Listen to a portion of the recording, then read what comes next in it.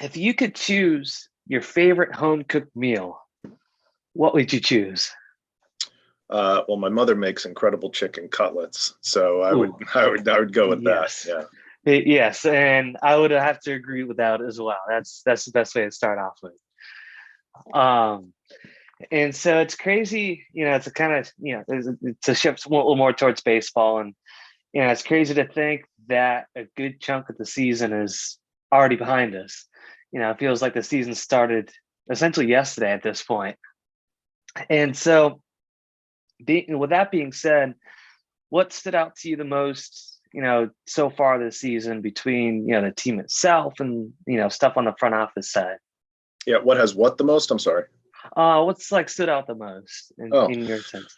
well, I think the from a big picture perspective, it's been really nice to see people returning to the ballpark, and we are up on our attendance, our turnstile, concessions, merchandise, our per caps, everything is pointed upwards, which is great.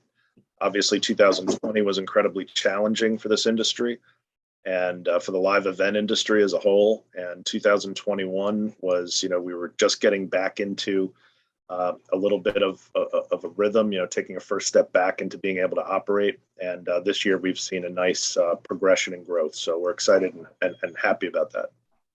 Sweet, good deal. And and the biggest thing that to tackle off of that, the biggest thing that I always hear, people mention is the experience, and how good experiences can be, especially with doing a lot of stuff over at Fenway as well. Like, I've definitely heard the good things about the experience, and then obviously there's going to be a few folks out there that have unfortunately, few negative experiences as well. But so in terms of that, like, what do you think makes the Ducks really stand out among other teams in terms of the experience itself? Well, I think that, you have to start with a good product and, delivering on your promises and to, the Long Island market. What we've always promised is that we'll be the cleanest, safest, most fan friendly and affordable way for people to spend their entertainment slash discretionary dollar. So, that doesn't really exist in the Long Island market very much. It's Mhm. very similar to Boston in a way. It's expensive to live here. It's expensive to go shopping. It's expensive to get the essentials in life. So for people to be able to enjoy themselves and take their, if they have discretionary dollars, be able to entertain themselves and their families with it, that's something that's hugely challenging to people right now. So I'm proud of the fact that, for a 22nd consecutive year, we offer free parking. Oh, cool. Our tickets are $15. Our concessions are priced less than the movie theaters in town here. And fans respond to that. You have to have a good product too. It can't just be affordable. Sure. So putting a good product on the field, the between innings promotions and entertainment, premium giveaways, exciting events, things of that nature.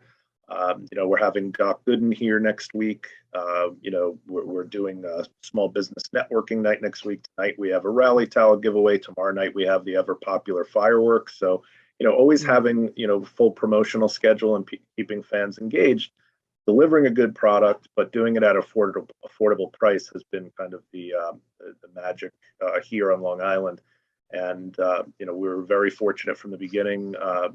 Frank Bolton, the owner, CEO of the Ducks, right at the beginning in 2000, we were able to capture the market, and I've been here Mm. for 20 years.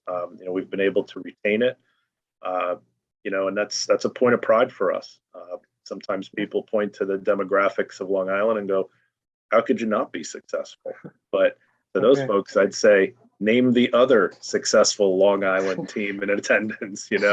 I'll wait, but so we're very pleased to be able to provide that. It's a unique thing in this market, and we're looking forward to doing it for many years to come. That's incredible. That's awesome.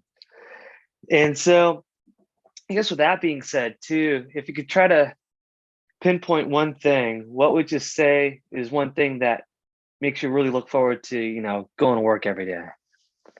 Every day is different. There are so many different challenges that pop up through the business, whether it's on your field, in your clubhouse, in your store, in your restaurant, with your concessions, with your staff. with scheduling, transportation, housing. You have no idea what the challenge is going to be that day.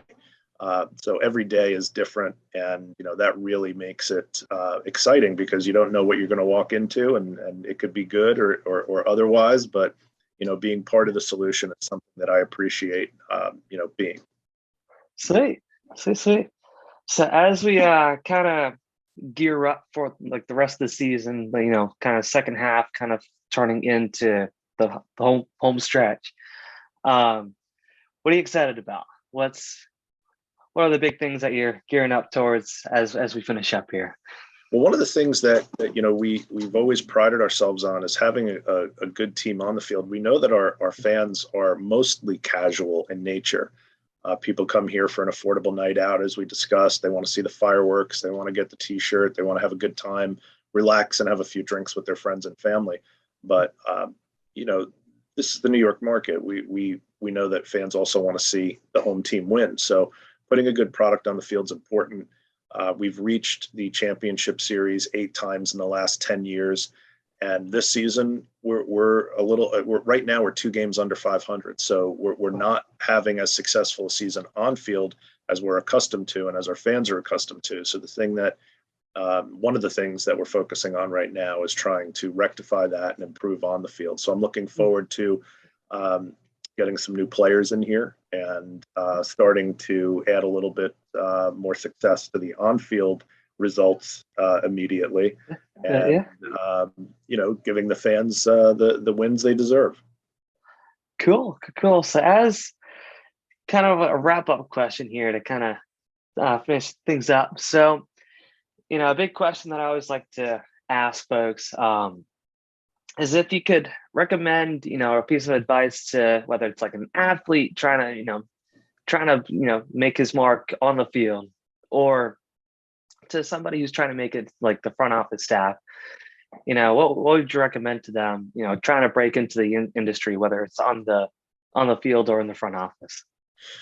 Be willing to think long term. I think that the perspective of a lot of folks today is very short term, and that type of thinking doesn't lead to long term growth. So, in terms of a long term perspective, it's not unlike most professions. You have to be willing to pay your dues, put in your time, not be concerned about watching the clock so much as gaining experience and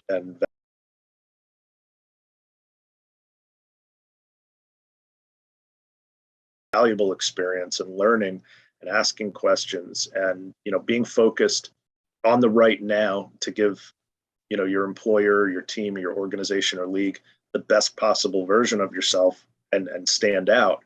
But be long-term focused. Know that this is an investment. The time you put in early in your career is an investment in where you want to go later in your career. I've seen a lot of some of the new hires and folks kind of come in and they wash out of sports sometimes early because there's someone that offered them $1 more, or they got a little extra vacation time. When you're 24, 25, 26, I've been in the business for 27 years. You have to focus long term. Where do you want to be in 5 years? Where do you want to be in 10 years? Do you want to work in the sports industry in 10 years? What level do you want to be at? There's certainly some rungs on the ladder. You don't start at the top. It's not unlike every other business. So be willing to pay your dues, have a long-term perspective, and work hard. Yeah, and that's the biggest thing too, right? Because I think a lot of folks now are just so used to that classic 9 to 5 job, right? And like baseball and the sports industry in general is definitely not that classic 9 to 5 job. And so I've definitely seen that same thing already, where it's people that I know are leaving sports because they're like, yeah, we don't want to put in like that little bit of an extra mile. Yeah. So it's incredibly interesting. I think that it's something that it didn't occur during, in 2019, it didn't occur at all. 2020, obviously, we're closed. People were working remotely. The Ducks were fantastic about keeping everyone on payroll. People got paid throughout even though there was no income. The ownership of the team was amazing. in keeping everyone, on payroll, and even, sitting at home, getting paychecks, thank you Long Island Ducks, right? Um, but when we came back, I think what we saw industry wide, not just the Ducks, but industry wide, was people were still looking for those remote jobs. And there's no Mm, such thing as yeah. a remote job in professional sports. Right. You All can't right. you can't It's completely remotely pull the irrelevant. tarp. You're not remotely doing dizzy bat race. So, these are things that it requires you being a participant. It requires you being present. It requires you not looking at a clock. And not a lot of people, really want to do that. So I tell you, one of the easy ways for people to separate themselves nowadays and to get a step forward on that path is to do that, is to be present and to not worry about the hours and to not worry about the work and the things you're doing today, but to take it as an opportunity. I'm not saying, don't seek, a good work-life balance. I'm not saying that at all. I'm saying, while you're there, put the work in, work hard. You're not going to be the GM of the Chicago Cubs tomorrow. It's going to take a little time. Okay. You're going to have to pay Right. some dues and work hard and get lucky too. Luck plays a huge part in it. But for the folks that think Theo Epstein got there by working remotely, it's like it's not the way it works. So, we are an industry of people that I think work harder than most of the general public know, that spend more time and hours because it's our passion. So, engaging that passion is important. Being faithful to that passion is important. And I think that, once, people focus on that, good things generally tend to happen.